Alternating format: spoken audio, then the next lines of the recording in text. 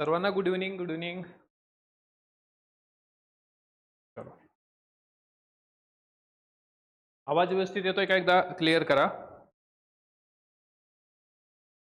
सगळ्यांच्या प्रश्नाची उत्तरं मिळतील. ओके.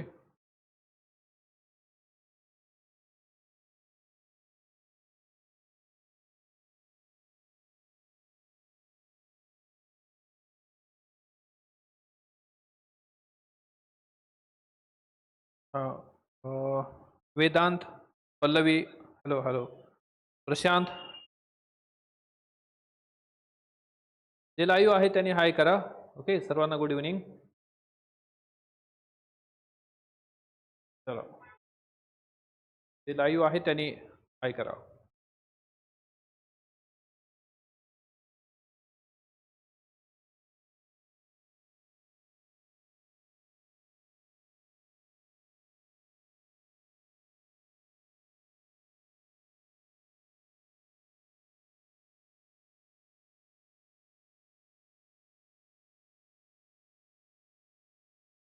चला,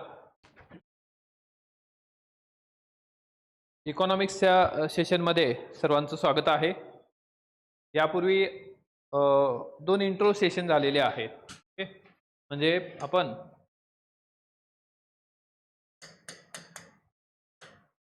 इंट्रो सेशन जे आहे ते या ठिकाणी लास्टचं जे इंट्रो सेशन आहे ते म्हणजे इकॉनॉमिक्सचं आपण इथं स्टार्ट करत आहोत. ठीक आहे, ऑलरेडी आपण पॉलिटीचा इंट्रो झालेला आहे. बरोबर, पॉलिटी माझ्याकडे आहे. ओके, एक आयडिया येण्यासाठी. ठीक आहे. देन सेकंड या ठिकाणी हे आपला जॉग्राफीचा इंट्रो झालेला आहे. क्लास पण सुरू आहे. ओके, पायल मॅडम आहे. थर्ड मॅथ रिजनिंग सुरू आहे.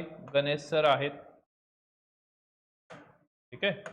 अँड या ठिकाणी हिस्ट्रीचं झालेलं आहे. ओके, या ठिकाणी professor Rupesh sir. Okay, Rupesh सरांचा पण इंट्रो झालेला आहे. ठीक आहे. त्यानंतर सायन्स या ठिकाणी कृष्णा सर आहेत. स्वतः फार्मसिस्ट आहेत. ठीक आहे, तर कृष्णा सराचं सुद्धा या ठिकाणी इंट्रो झालेलं आहे. ठीक आहे. आणि त्यानंतर इकॉनॉमिक्स आहे जे माझ्याकडे आहे. ठीक आहे, इकॉनॉमिक्स. त्यानंतर इकॉनॉमिक्स आहे, पॉलिटी आहे अँड करंट अफेअर्स सुद्धा माझ्याकडे असणार आहे. हे तीन सेक्शन जे आहेत. ओके, करंट अफेअर्स सुद्धा. ठीक आहे, एक ओव्हरऑल आयडिया येऊन गेली असेल किंवा की कोण शिकवणार आहे काय नाही. ओके, आणि शेड्यूल काय असणार आहे हे सर्व आपण डिस्कस करणारच आहोत. ओके, पण एक ओव्हरऑल आयडिया येऊन गेलेली असेल तुम्हाला की कोण काय शिकवतंय. ठीक आहे, आणि फॅकल्टीचा लेवल सुद्धा कळाली असेल की कशा पद्धतीने या ठिकाणी आपण घेणार आहोत. हे जस्ट सुरुवात आहे. आपल्या लेक्चरच्या माध्यमातून किंवा या बॅचच्या माध्यमातून आपल्याला संपूर्ण जो सिलेबस आहे, बफरिंग होत आहे का? जस्ट हां, जो संपूर्ण सिलेबस आहे तो इथं आपल्याला काय करायचा आहे, कव्हर करायचा आहे. ठीक आहे, आपण या लेक्चरच्या माध्यमातून किंवा या बॅचच्या माध्यमातून तुम्हाला संपूर्ण A to Z जे काही इन्फॉर्मेशन आहे किंवा कंटेंट आहे तो प्रोव्हाइड करणार आहोत. इंग्लिशमध्ये, मराठीमध्ये दोन्ही भाषेत असेल. फक्त जो आपण टाइम टेबल देणार आहोत किंवा या ठिकाणी आपण 75 डेजचं जे शेड्यूल देणार आहोत. ठीक आहे, मंडेपासून हे शेड्यूल सुरू होणार आहे. मंडेपासून. ठीक आहे, तो थोडं वेट अँड वॉच. ओके, मंडेपासून सगळं शेड्यूल सुरू होणार आहे. मंडेपासून 75 डेजचं शेड्यूल सुरू होईल. कोणतं लेक्चर कधी असेल, कधी संपणार आहे हे सगळं समजणार आहे. ठीक आहे, A to Z.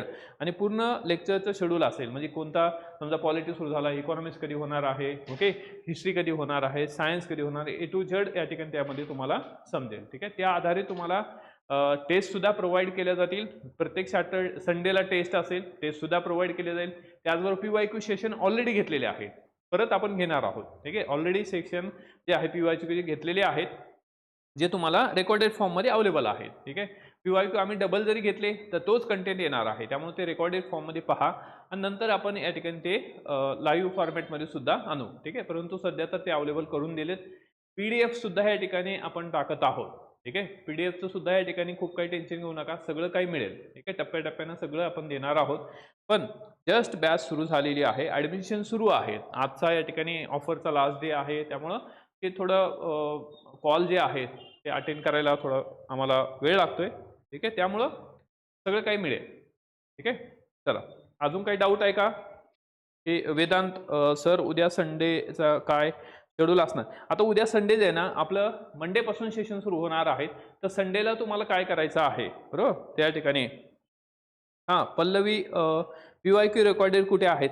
आता याचा एक छोटा मी व्हिडिओ करून टाकतो, ठीक आहे. काय कशाचा व्हिडिओ येईल तुम्हाला, एक 2-3 मिनिटाचाच व्हिडिओ असेल, ठीक आहे. 2-3 मिनिटाचा व्हिडिओ असेल ज्यामध्ये PDF जे आहे ही कशी डाउनलोड करायची, ज्याच्या आधारे आपल्याला प्रिंट काढता येईल.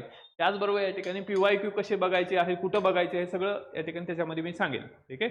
ते स्क्रीन रेकॉर्डिंग करून ते तुम्हाला मी पाठवेल, ठीक आहे. आयडिया होऊन जाईल. पल्लवी ओके, तिथं PYQ असं लिहिलेलं आहे, तरी पण एक स्क्रीनशॉट जे आहे किंवा स्क्रीन रेकॉर्डिंग करून मी तुम्हाला ते प्रोव्हाइड करेल, ठीक आहे. आणि संडेला आता उद्या काय करायचं आहे, ठीक आहे. उद्या तुम्हाला काय करायचं आहे, तर उद्यासाठी for Sunday treat, okay, Sunday homework, तुमच्यासाठी संडेचा होमवर्क आहे, संडेचा होमवर्क आहे PYQ अनालिसिस पाहणे.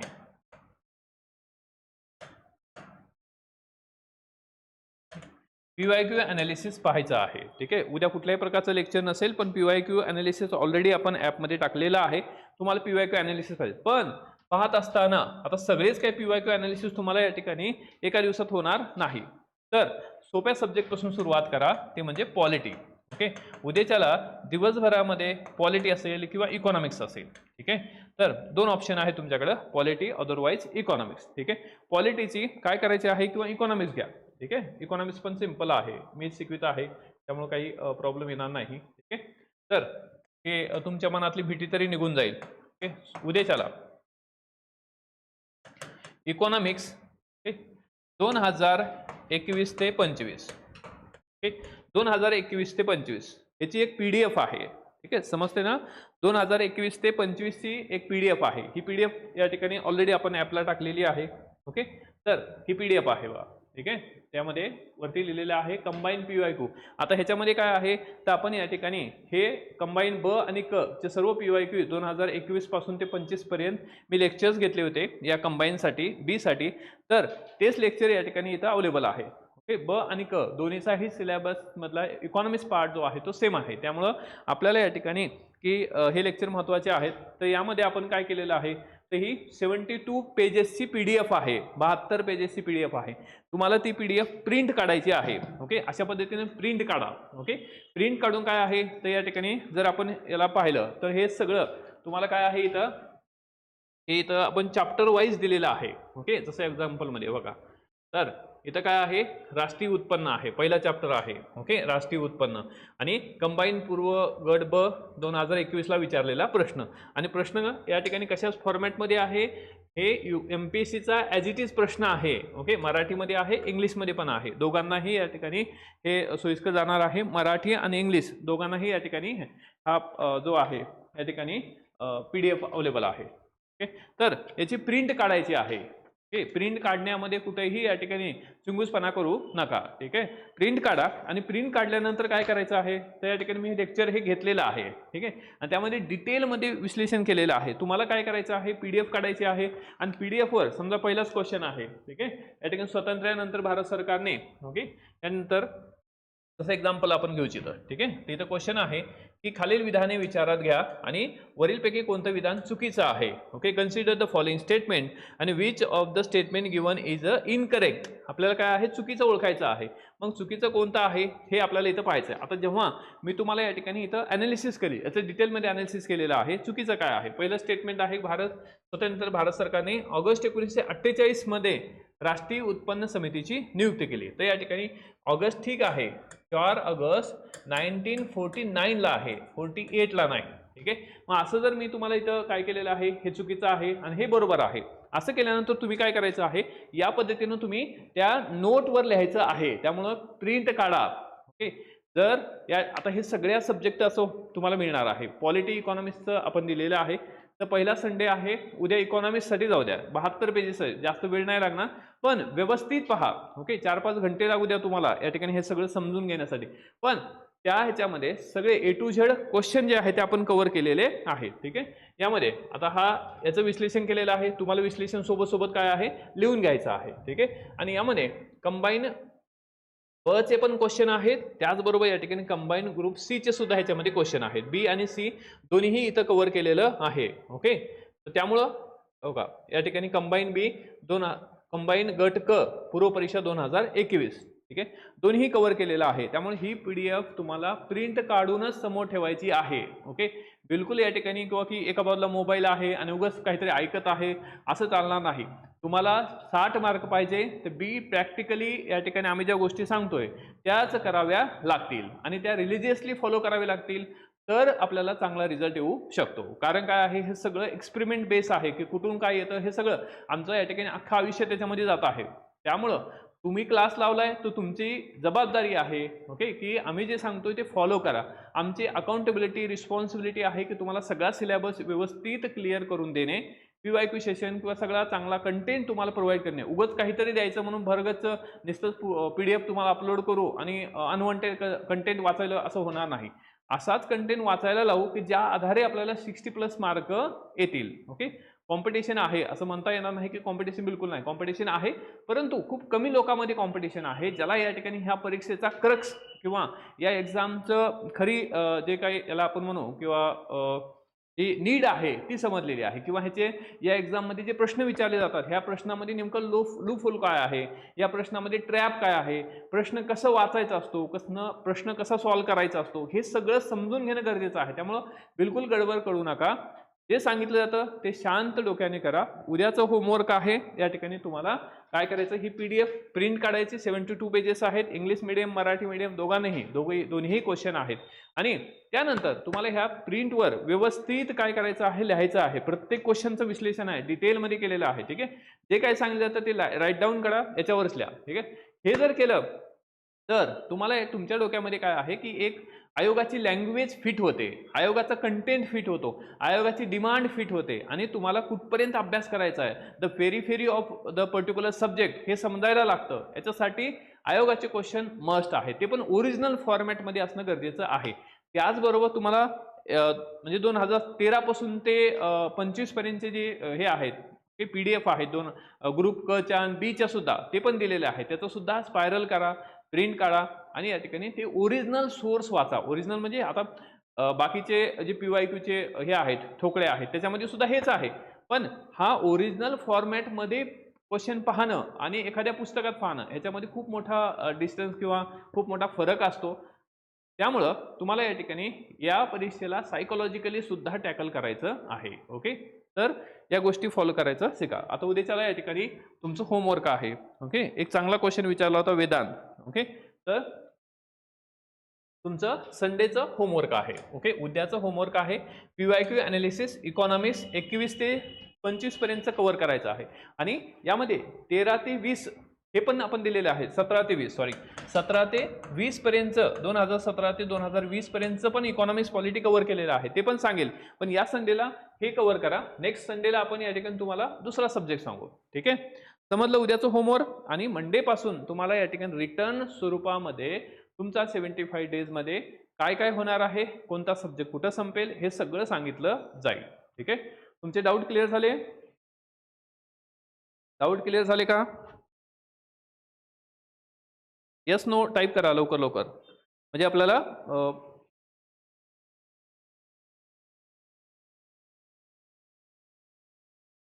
Very good Pallavi. करावंच लागणार आहे. ज्यांना पास व्हायचं ते करतील. ओके, आता फी कमी आहे म्हणून या ठिकाणी बऱ्याच जणांनी विचार केला असेल की अरे काय सर काही शिकवितील का नाही, बरोबर, कारण आम्हाला दररोज कॉल येत आहेत, कमीत कमी 100 कॉल असतील की सर तुम्ही या ठिकाणी एवढी फी कमी का ठेवलेली आहे. ओके, पण त्याचं रिझन आहे की आम्हाला बल्की मुलं जे आहेत ते ॲडमिशनची नीड आहे, किंवा की आम्हाला या ठिकाणी बल्की मुलं पाहिजे, ज्या आधारे आम्हाला मेन्सला सुद्धा तुम्हाला जो काही टेक्निकल भाग आहे AMA वाल्यांना ते पण शिकवायचं आहे. त्याची पण टीम जी आहे ऑलरेडी तयार आहे. ठीक आहे, त्यासाठी आमच्या रिझल्टसाठी आम्हाला बल्की मुलं पाहिजे किंवा या ठिकाणी मॉब पाहिजे. त्यामुळं आपण फी जी आहे आजच्या दिवस कमी ठेवली होती, पण त्याच्यामध्ये तुम्हाला कंटेंट जो आहे तो आल्यानंतरच कळणार आहे. त्यामुळं तुम्हाला निश्चित समजत असेल तर मित्रांना सुद्धा रेफरन्स द्यायला विसरू नका. ठीक आहे. तर करंट अफेअर्सचे सेशन, हां स्वप्नील, करंट अफेअर्सचे सेशन सुद्धा माझ्याकडे मीच घेणार आहे. ऑलरेडी आपण नोव्हेंबर, डिसेंबर, जानेवारी, फेब्रुवारी, मार्च, ओके, नोव्हेंबर, डिसेंबर, जानेवारी, फेब्रुवारी हे ऑलरेडी आपण शूट केलेले आहेत आणि ते तुम्हाला येऊन जातील. जर नसतील तर ॲड केले जातील आणि राहिलेले सुद्धा येतील. ठीक आहे, मंथली सेशन आपण घेणार आहोत. मंथली सेशन तुम्हाला येऊन जाईल आणि ते पण क्वेश्चन स्वरूपात असणार आहे. क्वेश्चन फॉर्मॅटमध्ये ते सेशन असणार आहेत, ते पण होतील. ठीक आहे, समजलं? अजून कोणाचं काही डाऊट आहे का? आणि उद्याच्याला तुम्हाला हे करायचं आहे. ओके, जे सिरियस आहेत ते करतील, कारण तुम्ही बॅच यासाठीच लावलेली आहे की शिकवणारे सुद्धा सिरियस आहेत. सिरियस इन द सेन्स की या ठिकाणी तेवढं सिन्सिअर हार्डवर्क आपण घेणार आहोत. तुम्ही सुद्धा सिन्सिअरली हार्डवर्क घेणं गरजेचं आहे. ओके, जी फॅकल्टी आहे ज्याला खूप चांगलं नॉलेज आहे अशीच फॅकल्टी आपण तुमच्यासमोर ठेवलेली आहे. उगाच कुठलं तरी या ठिकाणी की पोलीस भरतीला शिकवणारा व्यक्ती आला आणि तुम्हाला शिकवतोय असं बिलकुल होणार नाही. ठीक आहे, चला. तर काम आहे या ठिकाणी ही प्रिंट जी आहे हे तुम्हाला काढायची आहे. त्याचबरोबर या ठिकाणी किंवा की तुम्हाला सिलेबसची सुद्धा प्रिंट जी आहे दिलेली आहे, ॲनालिसिस केलेलं, ते पण पहा. नसेल तर अपलोड होईल, अदरवाईज टेलिग्रामला सुद्धा अवेलेबल आहे. ठीक आहे, एक या ठिकाणी ही प्रिंट काढा. त्यानंतर दुसरं कंबाईन ग्रुप सी या ठिकाणी हे 224 पेजेसची प्रिंट आहे. 224 पेजेसची प्रिंट आहे, ही सुद्धा काढायची आहे. बरोबर, कारण काय आहे ह्याच्यामध्ये सगळे क्वेश्चन पेपर्स आहेत, ओरिजिनल फॉर्मॅटमध्ये पेपर आहेत. 224 पेजेसची ग्रुप सी चे आहे, म्हणजे ग्रुप सी चे झालेले सगळे पेपर जे आहेत त्याच्यामध्ये आहेत अप टू दी 2026 पर्यंत. ठीक आहे, हा जो पेपर ओपन केलेला आहे 2025 चा आहे. 26 तर तुम्ही देणार आहात, सॉरी 2025 पर्यंतचे सगळे पेपर्स आहेत. ओके, तर ही सुद्धा प्रिंट काढायची आहे. त्यानंतर यामध्ये इकॉनॉमिक्सची प्रिंट काढा. हे झालं, आपण ह्याला आता कट करू. ओके, त्यानंतर इकॉनॉमिक्स बघा. चला आपण आता सुरुवात करू. समजलं इथपर्यंत?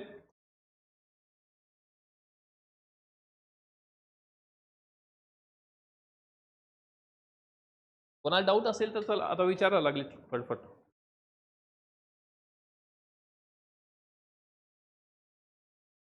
चला, इकॉनॉमिक्स अर्थशास्त्र आपल्याला या ठिकाणी इंडियन इकॉनॉमी आहे. बरोबर, आपल्याला काय आहे, इंडियन इकॉनॉमी आहे. तर आता यामध्ये आपल्याला भारतीय अर्थव्यवस्था किंवा काय आहे, इंडियन इकॉनॉमी आहे. ओके, तर आता यामध्ये इंडियन इकॉनॉमी म्हटल्यानंतर किंवा की इकॉनॉमिक्स म्हटल्यानंतर किंवा ज्याला आपण अर्थशास्त्र म्हणतो, ते या ठिकाणी आपण जे समाजामध्ये राहतो, विविध प्रकारच्या इकॉनॉमिक ऍक्टिव्हिटी करत असतो. जसं मी आता इकॉनॉमिक ऍक्टिव्हिटी करतोय, ओके, मी तुम्हाला शिकवत आहे, हे सुद्धा काय आहे, इकॉनॉमिक ऍक्टिव्हिटी आहे. एखादा व्यक्ती काय करत असेल किंवा की एखादं चहा विकत असेल, तो सुद्धा काय आहे, इकॉनॉमिक ऍक्टिव्हिटी करतं. मग इंडियन इकॉनॉमीमध्ये किंवा की ज्या काही सगळ्या ऍक्टिव्हिटीज होतात, मग विविध सेक्टरमधल्या ऍक्टिव्हिटीज असतील. देर आर इम्पॉर्टंट 3 सेक्टर जे आहेत ते म्हणजे प्रायमरी, सेकंडरी आणि टर्सरी. प्राथमिक, द्वितीय आणि तृतीय क्षेत्र जे आहेत ते या सगळ्यांचं जे कॅल्क्युलेशन किंवा सगळ्या ह्याच्यामध्ये होणाऱ्या ज्या ऍक्टिव्हिटीज आहेत, हा काय आहे, हा इकॉनॉमिक्सचा भाग आहे. आजच्या लेक्चरमध्ये आपण इंट्रोडक्शन घेणार आहोत, सिलेबस काय आहे, त्याचबरोबर क्वेश्चन कसे विचारले जातात, आपल्याला विचार कसा करायचा आहे, कन्सेप्ट कसे समजून घ्यायचे आहे, कोणत्या मार्काला किती मार्काला कोणता चॅप्टर आहे, कशावर फोकस करायचा आहे, हे आपण व्यवस्थित अगदी सविस्तरपणे समजून घेऊ. ठीक आहे, तुमचे काही डाऊट असेल तर सोबत या ठिकाणी तुम्ही टाईप सुद्धा करत राहा. ठीक आहे, आता यामध्ये इकॉनॉमिक्स जो भाग आहे, आपण जर सिलेबस पाहिला इकॉनॉमिक्सचा, तर आपल्याला सिलेबस जो आहे हा या ठिकाणी काही लाईनमध्येच आपल्याला सिलेबस आहे. परंतु या सिलेबसच्या बाहेर या ठिकाणी आयोग आपल्याला काही विचारत नाही.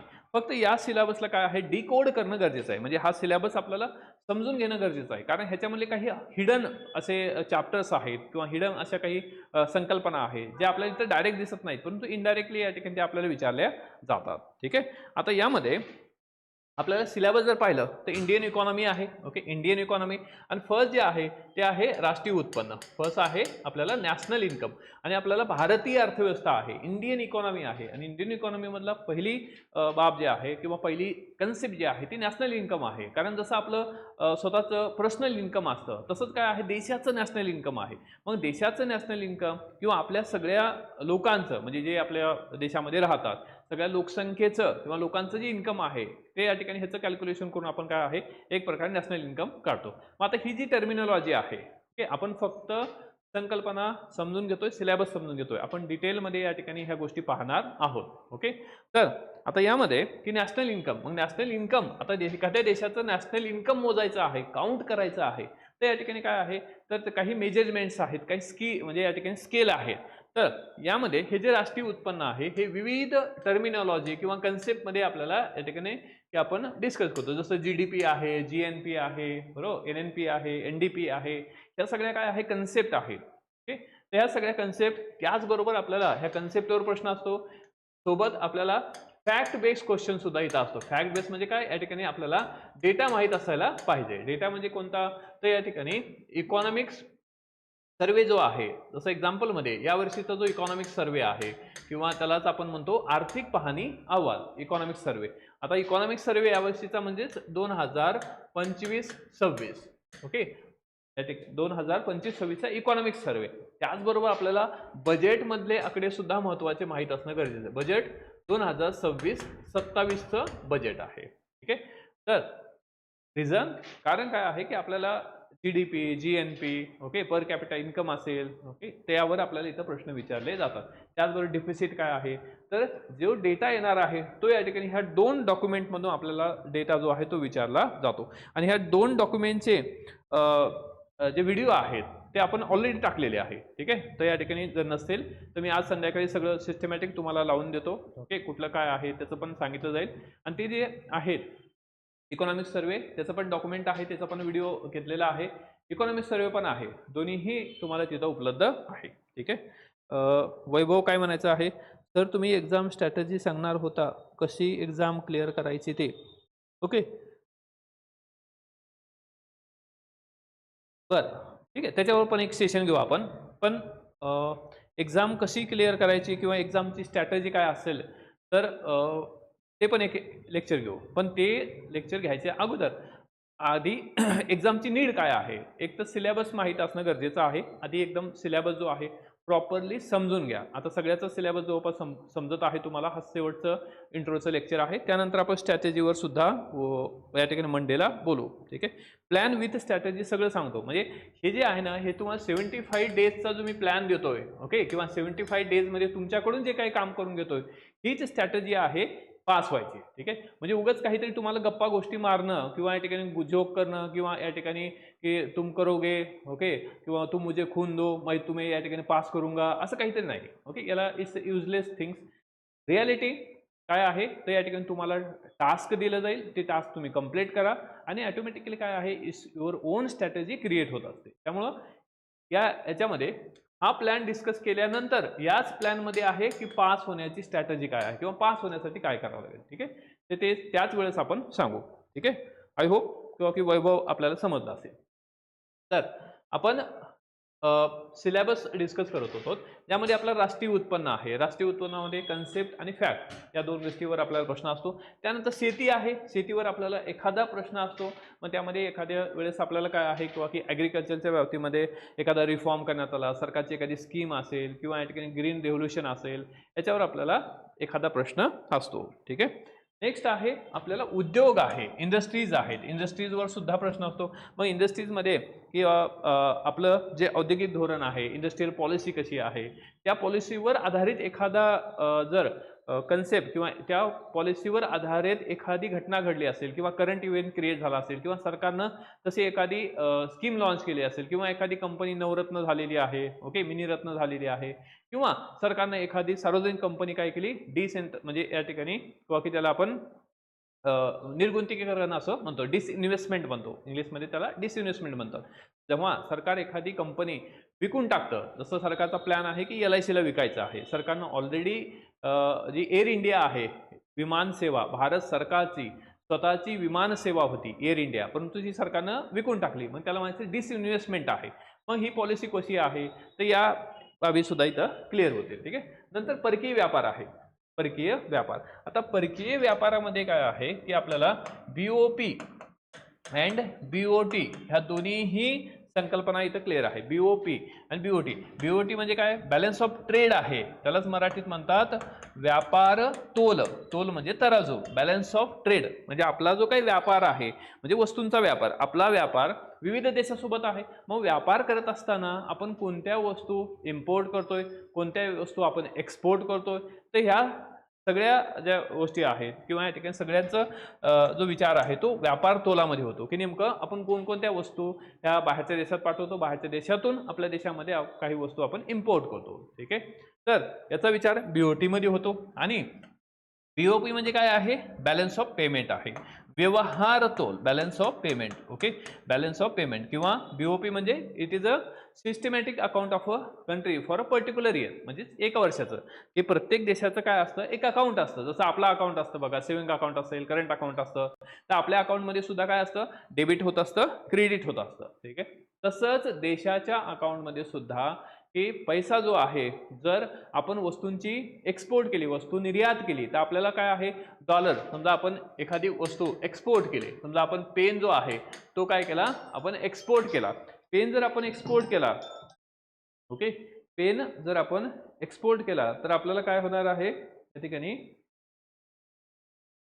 पेन, जस्ट मिनिट आहे,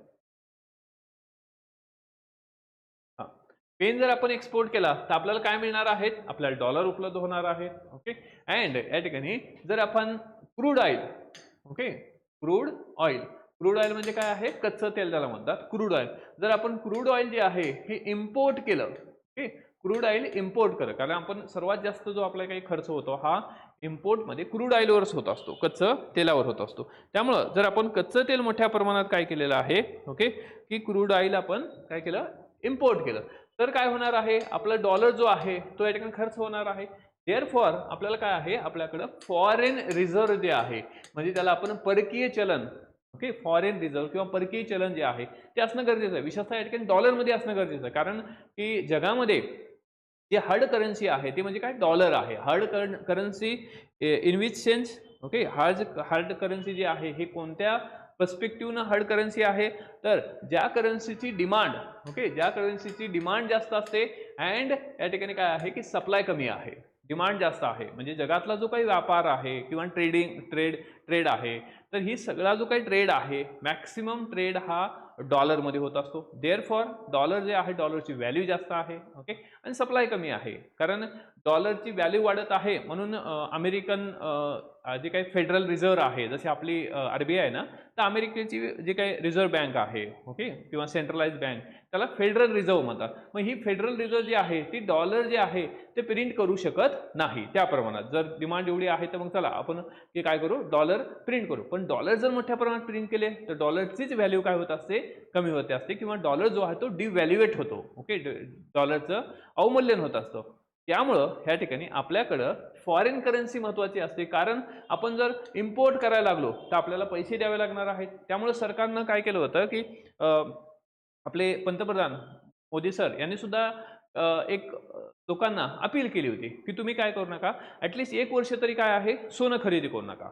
ठीक आहे, सोनं खरेदी करू नका, किंवा या ठिकाणी भजे किंवा हे आहे समोसे खाऊ नका. समोसे खाऊ नका इन द सेन्स की तेल जे आहे, खाद्य तेल सुद्धा काय आहे, कमी वापरा, हे सांगितलेलं. तर ह्याचं जे रिझन होतं, ह्याच्या मागचं एक इकॉनॉमिक जे काय आहे, इकॉनॉमिक्स जे आहे ते काय होतं, तर आपला जे काय आपण गोल्ड कंझ्युम करतो, कंझ्युम इन द सेन्स की आपण गोल्ड जे आहे तर परचेस करतो किंवा वापरतो, ते या ठिकाणी आपल्या देशामध्ये जेवढं तयार होतं, ओके, आपल्या देशात जेवढं तयार होतं ना, तेवढं गोल्ड जे आहे आपल्याला सफिशियंट नसतं.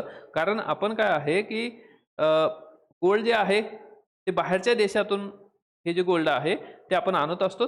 त्यामुळं आपलं जे गोल्ड आहे ते आपल्याला सफिशियंट नसतं, तर ऑब्व्हियसली आपण दुसरीकडून आणतोय, दुसरीकडून आणतोय. याचा अर्थ काय आहे, आपण काय करतोय, इम्पोर्ट करतोय. तर देअरफॉर काय आहे, आपल्याला डॉलर खर्च करावा लागणार आहे. त्यामुळं सरकारनं त्या ठिकाणी सांगितलं होतं की तुम्ही जो गोल्ड आहे ते खर्च करू नका, म्हणजे गोल्ड खरेदी करू नका. गोल्ड खरेदी करू नका याचा अर्थ काय आहे की डॉलर त्याच्यामुळे काय होणार आहे, प्रिझर्व होणार आहे, डॉलर खर्च होणार नाही. ओके, तर हे सगळं जे आहे हे येतं बॅलन्स ऑफ पेमेंट, व्यवहार तोलामध्ये. आणि व्यवहार तोलाचा जर विचार केला, हे व्यवहार तोल किंवा ज्याला आपण व्यवहार तोलामधील महत्त्वाचा भाग जो आहे तो म्हणजे काय आहे, फॉरेन रिझर्व्ह. स्वप्नील बरोबर आहे, फॉरेन रिझर्व्ह.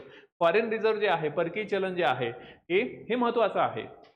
आणि या परकीय चलनामुळेच काय झालं होतं की जर या परकीय चलन जे आहे हे खूपच कमी झालं तर काय होतं, क्रायसिस निर्माण होतं. जसं 1991 मध्ये आपण सिलेबसला सुरुवात केली नाही, बरोबर. आपण जस्ट या ठिकाणी टॉपिक काय करतोय, कव्हर करतोय किंवा टॉपिक आपण फक्त डिस्कस करतोय की आपल्याला आपल्या नेमकं टॉपिक मध्ये काय आहे, ओके, चॅप्टर मध्ये. तर यामध्ये जसं BOP वर क्रायसिस झालं. आता BOP वर क्रायसिस होतं म्हणजे याचा अर्थ काय आहे, BOP वर म्हणजेच व्यवहार तोल, व्यवहार तोलावर संकट मराठीत. BOP वर क्रायसिस निर्माण झालं कधी, या ठिकाणी 1989 90s मध्ये, ओके. 1989 दरम्यान काय आहे की आपल्या ह्याच्यामध्ये क्रायसिस निर्माण झालं. त्याच्यावर BOP वर. आणि आपल्याकडं फक्त 1.01 किंवा 1.1 billion dollar, okay, 1.1 billion dollar, okay, billion dollar, फक्त एवढंच आपल्याकडे काय होतं, फॉरेन करन्सी होते, 1.1 बिलियन डॉलर. आणि हे जे 1.1 बिलियन डॉलर आहेत, तर आज जर कंपॅरिझन केलं तर या ठिकाणी आपल्याकडे 700 बिलियन डॉलर जे आहे परकीय फॉरेन करन्सी आहे. म्हणजे आपण 700 पटीनं काय आहोत या ठिकाणी आज आपल्याकडं तेवढा परकीय चलन किंवा फॉरेन करन्सी आहे. तर आपल्याकडे होते फक्त 1.1 बिलियन डॉलर. आणि ज्या आधारे आपल्याला फक्त या ह्याच्यामध्ये 2 ते 3 आठवडे, ओनली 2 या 3 वीक्स हे आपण सस्टेन करू शकत होतो.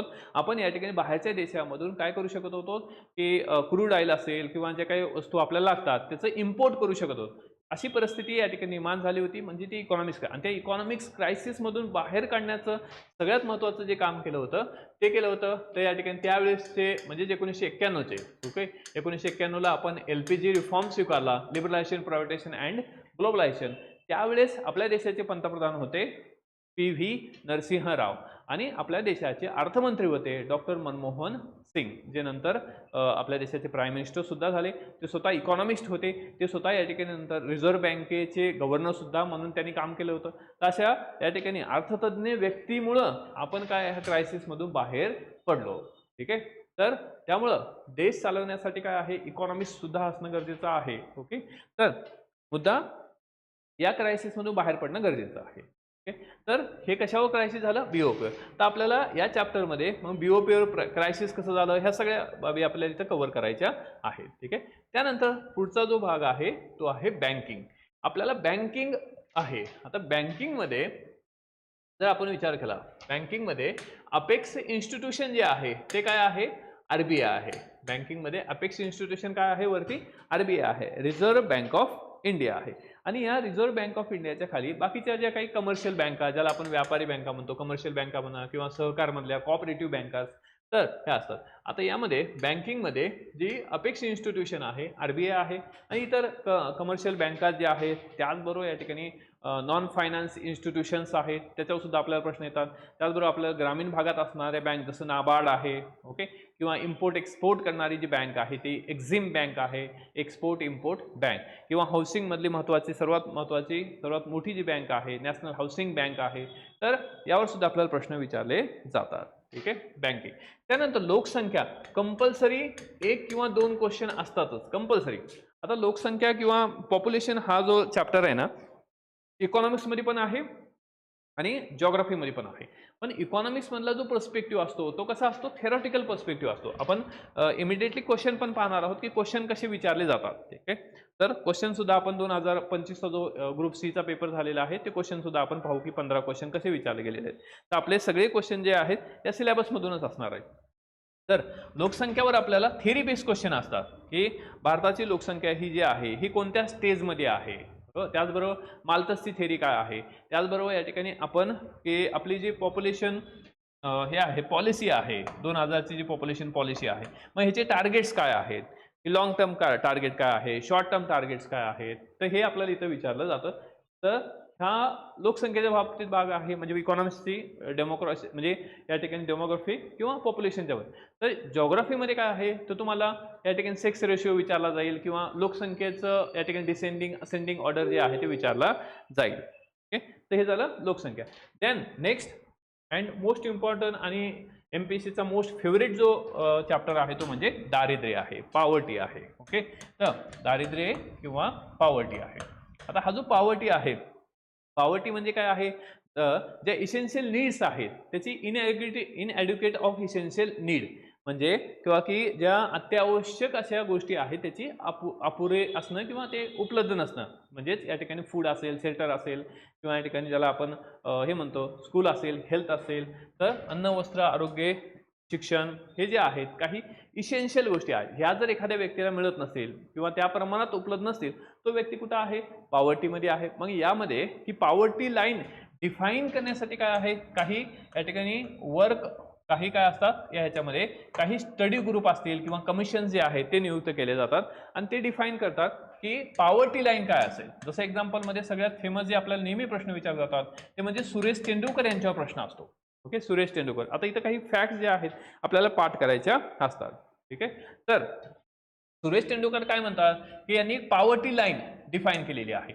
जर तुम्ही अर्बन एरियातले असाल, ओके, आणि रुरल एरियातली असेल त्याची एक पॉवर्टी लाईन डिफाईन केली. रुरल एरियात असेल तर या ठिकाणी की आपण काय आहे 27 आहे. ओके, म्हणजे तुम्ही 27. ओके, आणि जर याच्यामध्ये किंवा की आपण अर्बन एरियात असो तर 27 आहे, 32 आहे. ठीक आहे, तर या ह्याच्यामध्ये मग हे जे आहे हे पॉवर्टी लाईन डिफाईन केलेली आहे की जसं एक्झाम्पलमध्ये आपण रुरलचं घेऊ. ठीक आहे, तर जर आपण अर्बन एरिया म्हणजे ग्रामीण भागात असेल तर काय आहे इथं पॉवर्टी लाईन आहे 27 रुपये आहे. जर एखाद्या व्यक्तीला काय आहे किंवा की फक्त 20 रुपये आहे तर तो काय असणार आहे, BPL, बिलो पॉवर्टी लाईन मध्ये असणार आहे. ठीक आहे, तर इथं आपल्याला संकल्पना, कन्सेप्ट, त्याचबरोबर फॅक्ट जे आहेत त्या महत्त्वाच्या आहेत आणि सरकारची एखादी योजना, ज्या योजनेमुळं किंवा सरकारचं एखादं इन्क्लुजन म्हणजे काय, सरकार पॉवर्टी कमी करण्यासाठी कोणकोणते वेज सरकार या ठिकाणी यूज करतं, मग त्याच्या स्कीम जे आहेत ते आपल्याला महत्त्वाच्या असतात. रिसेंटच्या जे स्कीम आहेत केंद्र सरकार असेल,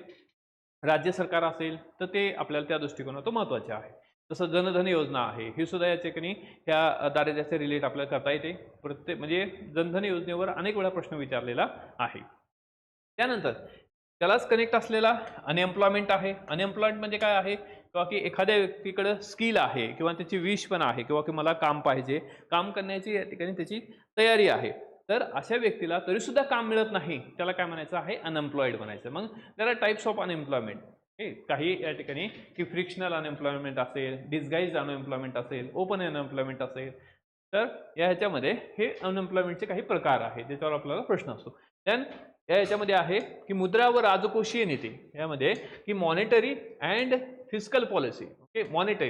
आता मॉनिटरी पॉलिसी म्हटलं, मुद्रा म्हणजेच काय आहे, मॉनिटरी पॉलिसी कशाच्या बाबतीत रिलेटेड असते, आरबीआयच्या रिलेटेड असेल तर मॉनिटरी म्हणजे पैशाच्या संदर्भात, मुद्रा म्हणजे पैशाच्या संदर्भात, मॉनिटरीच्या संदर्भात या ठिकाणी हँडलिंग करणं किंवा द कंट्रोल ऑफ म्हणजे कंट्रोलिंग अथॉरिटी जी आहे आपल्या देशातला जो पैशाचा फ्लो आहे, the flow of RuPay. Okay, the flow of RuPay control करणे, रेग्युलेट करणे, टू इन्क्रीज और टू मे बी डिक्रीज, कमी करता येतो, जास्त करता येतो, हे सगळं कोणाच्या हातात आहे, हे आरबीआयच्या हातात आहे.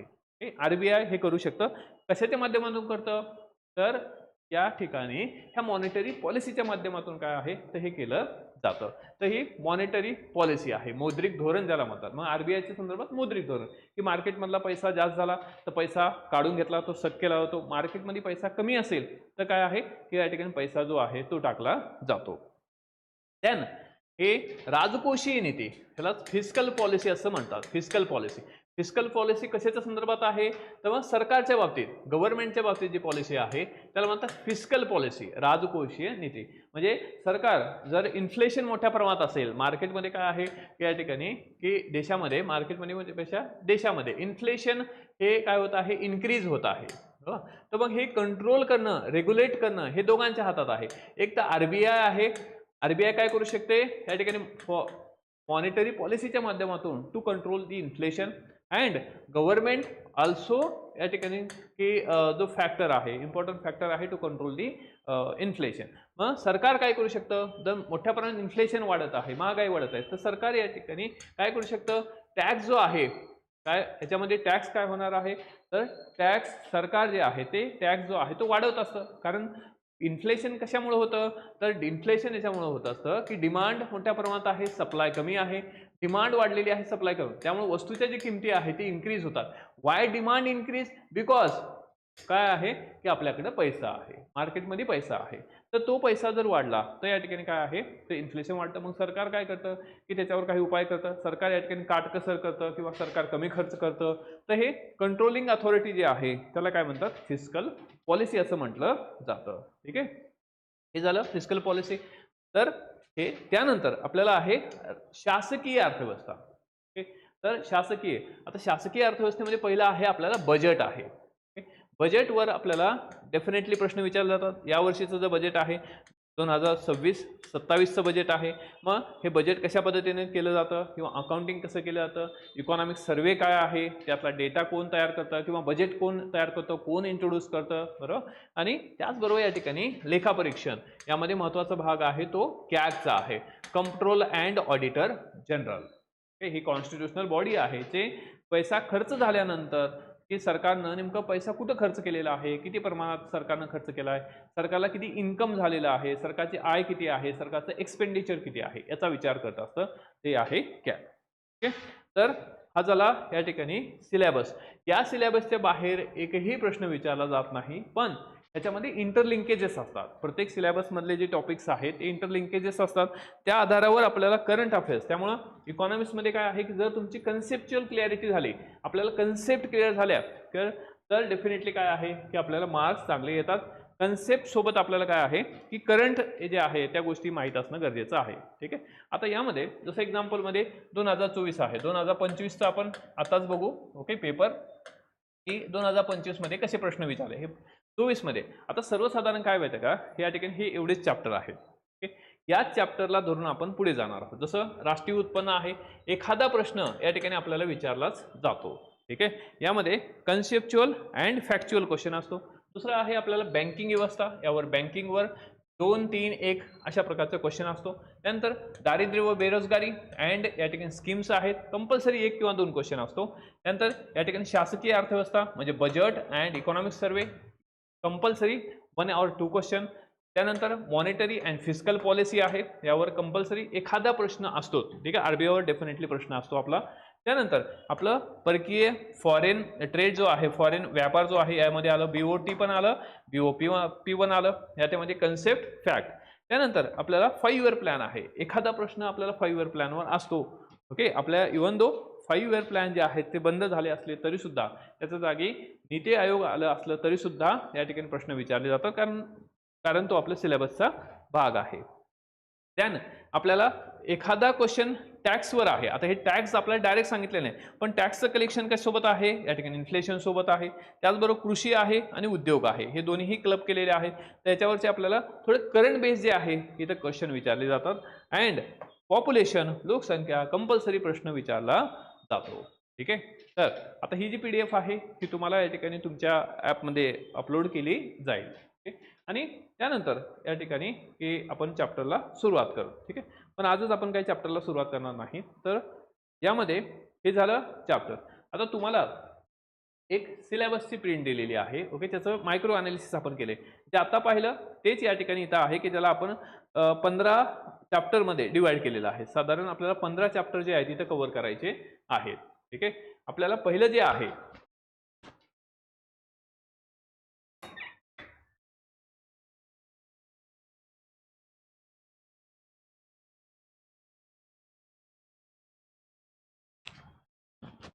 पहिलं जे आहे फर्स्ट, ते काय आहे, नॅशनल इन्कम. आताच आपण डिस्कस केलेलं आहे तेच परत आहे, राष्ट्रीय उत्पन्न. आणि जसं सिक्वेन्स आहे त्याच पद्धतीने या ठिकाणी आपण जाण्याचा प्रयत्न करू. ठीक आहे, तर यामध्ये राष्ट्रीय उत्पन्न आहे किंवा सिक्वेन्स जो आहे थोडा मागं पुढे होऊ शकतो. ठीक आहे, तर राष्ट्रीय उत्पन्न, पण एवढे चॅप्टर आपण कव्हर करू. राष्ट्रीय उत्पन्न, त्यानंतर आपल्याला ह्युमन डेव्हलपमेंट रिपोर्ट, एखादा प्रश्न असतो ह्युमन डेव्हलपमेंट रिपोर्ट. हा जो ह्युमन डेव्हलपमेंट रिपोर्ट आहे हा दरवर्षी पब्लिश केला जातो आणि त्यातली फॅक्च्युअल आकडेवारी आपल्यासाठी महत्त्वाची असते. भारत कुठं आहे ह्युमन डेव्हलपमेंट इंडेक्समध्ये किंवा ह्युमन जेंडर इनइक्वलिटी इंडेक्स आहे. ओके, तर मग या ह्याच्यात आपल्याला ह्युमन डेव्हलपमेंट रिपोर्ट आहे. देन पंचवार्षिक योजना आहेत, इकॉनॉमिक प्लॅनिंग आणि 5 इयर प्लॅन्स आहे. त्यानंतर योजना, मग यामध्ये सरकारच्या सेंट्रल गव्हर्नमेंट असेल, स्टेट गव्हर्नमेंट असेल, याच्या सगळ्या पॉलिसीज योजना यामध्ये येणार आहे. त्यानंतर आपल्याला दारिद्र्य बेरोजगारी, अनएम्प्लॉयमेंट, पॉवर्टी अनएम्प्लॉयमेंट आहे, पॉप्युलेशन घ्यायचं आहे, बँकिंग पूर्ण चॅप्टर कव्हर करायचं आहे. त्यानंतर इंडियाज फॉरेन ट्रेड आहे, ज्यामध्ये फॉरेन ट्रेड आणि या फॉरेन ट्रेडला कनेक्ट असलेला चॅप्टर म्हणजे काय आहे, या ठिकाणी फॉरेन ट्रेड जो आहे यालाच कनेक्ट असलेला व्यापार तोल व्यवहार तोल, balance of trade and balance of payment आहे. त्यानंतर आपल्याला पब्लिक फायनान्स, हा जो पब्लिक फायनान्स आहे ना यावर हमखास प्रश्न येतात, कारण पब्लिक फायनान्स म्हणजे काय आहे की ज्यामध्ये बजेट आहे, इकॉनॉमिक सर्वे आहे, यावर आपल्याला प्रश्न विचारले जातात. सर आज मॅथ्सचं ओके, मॅथ्सचं लेक्चर नाही आज. ओके, आज सॅटर्डे आहे आणि सरांचं इंट्रो झालेलं आहे, त्यामुळं तुम्हाला मंडेचा टाइम टेबल मिळेल. ओके, आज नाही. ओके, इकॉनॉमिक्स समजत नाही का स्वप्नील सर? ओके, पुढच्या लेक्चरची चिंता करू नका, सगळं काही मिळेल. ओके, चला जे आहे त्याच्यावर आधी कॉन्सन्ट्रेट करा. त्यानंतर आर्थिक सुधारणा, इकॉनॉमिक रिफॉर्म आहे, कृषी उद्योग सेवा क्षेत्र, त्यानंतर आंतरराष्ट्रीय संघटना, इंटरनॅशनल ज्या या ठिकाणी संघटना आहे, WTO आहे, ओके, किंवा या ठिकाणी वर्ल्ड बँक आहे, आपल्याला 2-3 इन्स्टिट्यूशन फक्त बघायच्या आहे. ठीक आहे. त्यानंतर चलनवाढ आहे आणि टॅक्स स्ट्रक्चर, कर रचना जे आहे ते आपल्याला इथं पाहायचं आहे. अशा पद्धतीनं हा जो सिलेबस आहे हा या ठिकाणी आपण कर रचना 15 पॉईंटमध्ये डिवाइड केलेला आहे. करंटला रिलेटेड सुद्धा आपण याच्यामध्ये सगळ्या गोष्टी कव्हर करू. आता यामध्ये हे काही क्वेश्चन जे आहे फॉर त्यासाठी फक्त क्वेश्चन कसे येतात यासाठी.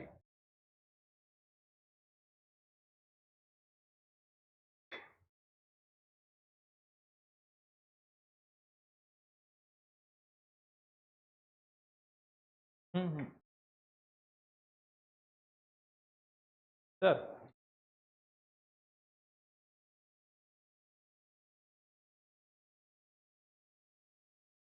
ओके ओके वैभव, थँक्यू. आता यामध्ये क्वेश्चन कसे येतात बरं, एक 15 क्वेश्चन आपण डिस्कस करू. ठीक आहे, म्हणजे तुम्हाला एक आयडिया होऊन जाईल की क्वेश्चन कसे विचारले जातात. म्हणजे आपल्या सिलेबसच्या बाहेर काहीही जात नाही. जो आयोगाने दिलेला सिलेबस आहे विदिन टेरिटरी, विदिन पेरिफरी किंवा विदिन द पर्टिक्युलर सिलेबसच्या मध्येच आपल्याला सगळं काही विचारलं जातं. ठीक आहे, म्हणजे इकॉनॉमिक्स असा सब्जेक्ट आहे की यामध्ये की तुम्हाला 15 पैकी डेफिनेटली 12-13 मार्क येतातच. ओके, किंवा 14 पर्यंत जाता येतं. 15वा क्वेश्चन जो आहे खूपच फॅक्च्युअल आला तो कोणालाच येणार नाही. ओके, आणि ह्याच्यासाठी सोर्स आहे की एखादं कुठलंही पुस्तक घ्या, नाही पुस्तक घेतलं तरी चालेल. ओके, कुठलंही पुस्तक घेऊ नका, म्हणजे माझं तर रिकमेंडेशन आहे कुठलंच पुस्तक घेऊ नका. तुम्हाला 266 पेजची एक PDF दिलेली आहे. ओके, पूर्ण क्रक्स त्याच्यामध्ये आहे, A to Z आहे. म्हणजे सोर्ससाठी तुम्हाला दिलेले नोट्स, PYQ सेशन अँड लेक्चरमध्ये मिळालेल्या facts, it's more enough. Okay, याच्या व्यतिरिक्त काही करायची गरज नाही. याच्या व्यतिरिक्त जर आलं तर या ठिकाणी कोणालाच येणार नाही. ओके, एवढी तर गॅरंटी आहे की आपण जे शिकू, आपण ज्या नोट्स प्रोव्हाइड केलेल्या आहेत, ओके, किंवा ज्यांना मिळाले नाहीत त्यांना मिळून जातील. तर त्याच्या व्यतिरिक्त काहीही करायची गरज नाही. एक्स्ट्रा कुठलंही वर्क करू नका, एक्स्ट्रा कुठलंही पुस्तक नाही घेतलं तरी चालेल. ओके, तर याच गोष्टीवर या ठिकाणी डिपेंड राहा. डेफिनेटली तुम्हाला 15 पैकी 13-14 मार्क येतील. आणि जर 15वा क्वेश्चन सुद्धा या ठिकाणी त्याच लेवलचा आला तर 15 पैकी 15 सुद्धा मार्क येतील. कारण हाय स्कोरिंगमध्ये economics, polity, math 3 subject strong असले पाहिजे. त्यामुळं दररोज आपण या ठिकाणी मॅथचे लेक्चर ठेवणार आहोत. ठीक आहे, तुम्हाला व्यवस्थित गणेश सर मॅथ रिजनिंग जे आहे ते कव्हर करतील. चला, आता यामध्ये की आपला पहिला जो क्वेश्चन आहे, पहिला क्वेश्चन काय आहे तर आपण फक्त क्वेश्चन बघू. याचं डिटेलमध्ये विश्लेषण नंतर होईल, ऑलरेडी केलेलं आहे. ते तुम्हाला उद्या होमवर्क म्हणून दिलेलं आहे की संडेला तुम्हाला होमवर्क काय आहे, इकॉनॉमिक्स जे PYQ दिलेलं आहे त्याची PDF जे आहे त्याची प्रिंट काढा. ओके, पूर्ण प्रिंट काढा आणि ही प्रिंटवर जे तुम्हाला शिकवलं गेलेलं आहे, मी जे शिकवलेलं आहे, ओके, व्हिडिओ ऑलरेडी आहे, त्यामध्ये जे काही पॉईंट्स लिहिलेले आहेत ते इथं लिहा. ओके, परत कुठलंच या ठिकाणी किंवा की लेक्चर करायची गरज पडणार नाही PYQच्या होते. ठीक आहे, आणि आपण क्लास लावलेला आहे तर फक्त क्लासला फॉलो करा. नाही तर तुम्ही या ठिकाणी इकडे पण इकॉनॉमिक्स सांगताय, XYZ कोणतरी या ठिकाणी फ्रीमध्ये यूट्यूबवर काहीतरी कंटेंट देतोय, चला फ्रीमध्ये मिळतंय म्हणून तिथं पण जाताय. ओके, किंवा नाही परत इकॉनॉमिक्सचा कुठला तरी XYZचा क्लास लावला, कुठल्या तरी मार्केटमधल्या नोट्स उचलल्या. ओके, असं करू नका, कारण limited source and multiple revision and also most important things काय आहे तर कन्सेप्ट, संकल्पना समजली, संपलं. ओके, फॅक्ट सगळीकडे सेम आहेत. मी ज्या फॅक्ट देणार ते सगळेजण सगळ्या सेम फॅक्ट देतात, ते काय बदलत नसतात. पण कन्सेप्ट कन्सेप्ट समजून घेणं हा सगळ्यात महत्त्वाचा फॅक्टर आहे. ज्याला कन्सेप्ट समजली पैकीच्या पारखी मार्क येतात. ओके, इकॉनॉमिक्स एवढा सोपा सब्जेक्ट आहे. आता यामध्ये फर्स्ट क्वेश्चन आहे की नीती आयोगाची स्थापना कधीची आहे. तर आपल्याला नीती आयोग म्हटलं तर काय आहे, तर आपल्या सिलेबसला दिलेलं आहे. ओके, पंचवार्षिक योजना आहे. मग नीती आयोग जो आहे तो कधीचा आहे, 1 जानेवारी 2015चा आहे. ओके, त्यामध्ये की 2014 मध्ये 15 ऑगस्ट 2014 मध्ये हे आपले देशाचे पंतप्रधान, तर त्यांनी सांगितलं होतं पुढच्या वर्षीपासून काय आहे की काय राहणार नाही, हा नीती आयोग म्हणजे हा जो आहे पंचवार्षिक योजना राहणार नाही आणि नीती आयोग येणार आहे. त्यामुळे कधीचा आहे त्या ठिकाणी सिंपल की 1 जानेवारी 2015 आहे. ओके, नेक्स्ट क्वेश्चन, दारिद्र्य. आपण फक्त हे प्रश्न कशासाठी पाहतोय तर की the syllabus, the important of syllabus. Okay, किंवा इम्पॉर्टन्स ऑफ सिलेबस, की सिलेबसच्या बाहेर काही जात नाही. ठीक आहे, याचं डिटेल डिस्कशन घेतलेलं आहे. आपल्याला हे प्रश्न ऑलरेडी झालेले आयोगाचे प्रश्न आहे. 2025चा हा ग्रुप सीचा पेपर आहे. ग्रुप सीचा 2025चा हा पेपर आहे. तर हा पेपर या ठिकाणी फक्त फॉर की प्रश्न आपल्याच सिलेबसमध्ये दिलेल्या सिलेबसमधूनच येतात. ठीक आहे, सिलेबस कव्हर केला ओके, सगळा प्रॉब्लेम सॉल्व्ह होतो. तर यामध्ये प्रश्न आहे की दारिद्र्य रेषेच्या व्याख्याचे स्पष्टीकरण कोणत्या समितीने केलेले आहे.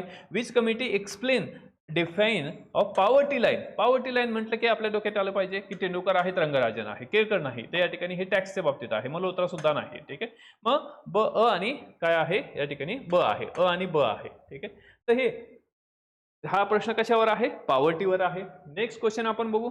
या ठिकाणी आपल्याला इंडस्ट्रियल पॉलिसी आहे, इंडस्ट्रियल रिफॉर्म आहे आपल्याला. ओके, तर मग आपल्याला उद्योग आहे. मग उद्योगाच्या बाबतीत काय आहे, भारताचं जे औद्योगिक धोरण आहे. ओके, तर which of the following regarding the industrial policy okay incorrect काय आहे, की चुकीचं काय आहे. तर मग आपल्याला हा प्रश्न इंडस्ट्रियल पॉलिसीच्या बाबतीत म्हणजे हा सुद्धा काय आहे आपल्या सिलेबसचा भाग आहे. तर यामध्ये फर्स्ट 1948 मध्ये औद्योगिक धोरणाने भारतासाठी मिश्र अर्थव्यवस्थेच्या स्थापनेची उद्दिष्ट स्पष्ट केली. The industrial policy of 1948 set out the object of इस्टॅब्लिशिंग a mixed economy for India. बरोबर आहे, या ठिकाणी mixed economy for India. And 1948 it is seen that the 1956 industrial policy gave more importance to public sector. बरोबर आहे, public सेक्टरला, सार्वजनिक उद्योग, industries and it's development than the 1948 industries policy. बरोबर आहे की 1958 ने काय केलेलं आहे की पब्लिक सेक्टरला इम्पॉर्टन्स दिलेलं आहे, जे 1948 मध्ये देण्यात आलेलं नव्हतं. हे सुद्धा बरोबर आहे. देन या ठिकाणी third 1991 according to 1991 policy only 13 industries not या ठिकाणी 17 नाही तर ओनली 18 इंडस्ट्रीज 18 आहेत. 18 industries were reserve for the public sector.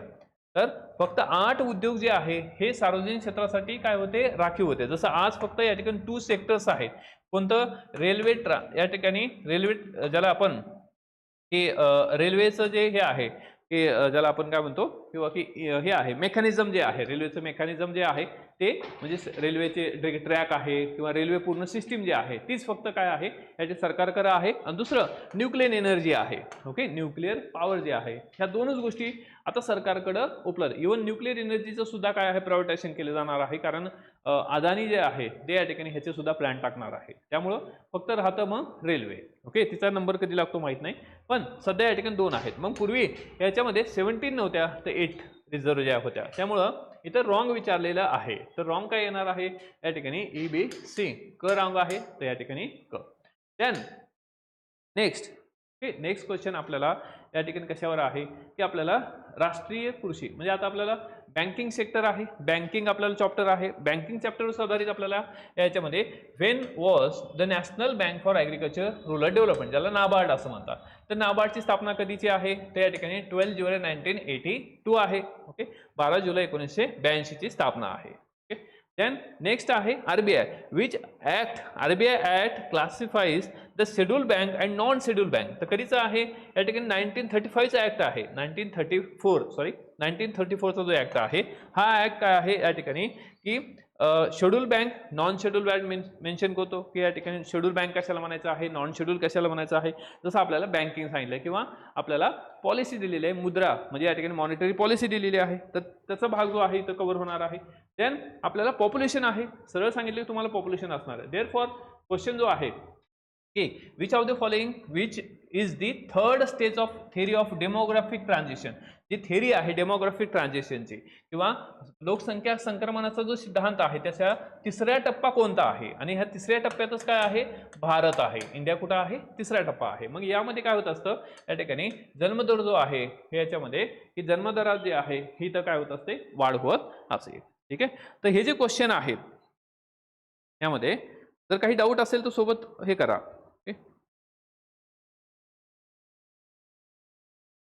तर जन्मदरात काय आहे, लक्षणीय घट आहे. जर डाऊट असेल तर हे करत राहा. तर यामध्ये जन्मदर जे आहे लक्षणीय काय होत असते, घट होते. म्हणजे याचा अर्थ काय आहे, इथं फक्त डी येणार आहे. Birth rate decline significantly. ठीक आहे, नेक्स्ट आहे. आता हा जो टॉपिक आहे हा सुद्धा या ठिकाणी काय आहे, आपल्या इन्क्लुजनच्या संदर्भात आहे. आपल्याला एखादी योजना, ओके, पॉवर्टी असेल, अनएम्प्लॉयमेंट असेल, इंडस्ट्री असेल, याच्या संदर्भात. तर त्यापैकीच हा प्रश्न आहे की 14/8/2018 पासून विस्तारित, ओके, प्रधानमंत्री जनधन योजना याच्यावर नेहमीच प्रश्न विचारला जातो. 3 प्रमुख सुधारणा कोणत्या होत्या? Which of the following combinations, okay, combinations currently reflects the 3 key enhancement under the extended प्रधानमंत्री जनधन योजना.